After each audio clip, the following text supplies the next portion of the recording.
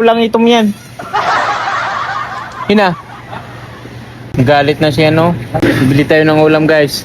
Bibili ng isda. Na pwede na ba to sa Korean? Absent ka ulit? Ay, yung tinain pala.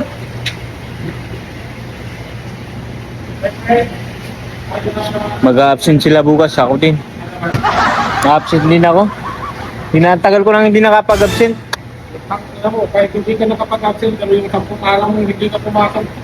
At mo Pag ganun, huwag kang pumasok. Tumawag naman sa'yo si Michael. Wrong timing din yung absent mo eh. Dapat tumabsent ka. Yung marami talagang sasakyan. Para mapauwi ka. Si Reda lang yung mag-isa. Walang magawa doon si Reda. Ngayon, may kasama na ngayon si Reda. Dalawa na silang kupal. Ang naano kasi ako kay Reda, yung tinutulungan niya ano mag magkabit ng CBF. Bahala na ng itsura pa yan. Nilalamig ako. Naranas mo na yung tignilaw ng tuna? Hindi pa. Ay, oo. Ano? Marunong ka? So, bibili tayo ng ano niyan, pangalo doon. Yan ulamin natin ngayon. Yan. Ito, tapos sikreto yung iba. Dahil tikman natin yung luto ni Michael. Siya ata o ikaw? Yung luto niya. Ewan ko, magkinilaw daw. Ayan, ang laki ng basket namin. Kaso isda lang nabili namin. Dahil, ano bibilin mo?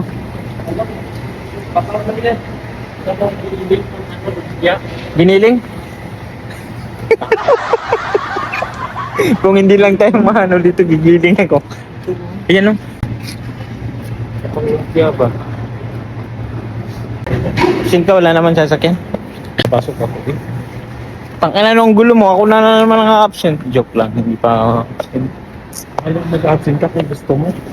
Hindi naman ako nagpapasahod sa'yo. Tsaka lang ako absent pag ano, pag nasa kondisyon pa ako eh.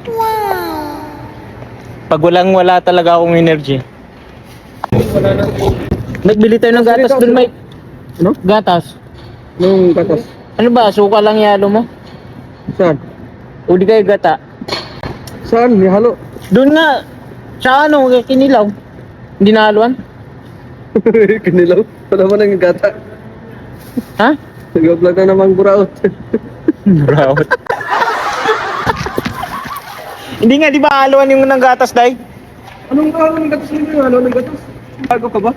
Di ba pag may kinilaw, may ano, may gatas din, may kay gata. Yung gata, oh. Ano ilalagay mo dyan, suka? Oh, suka! Hindi naman gata sa kinilaw.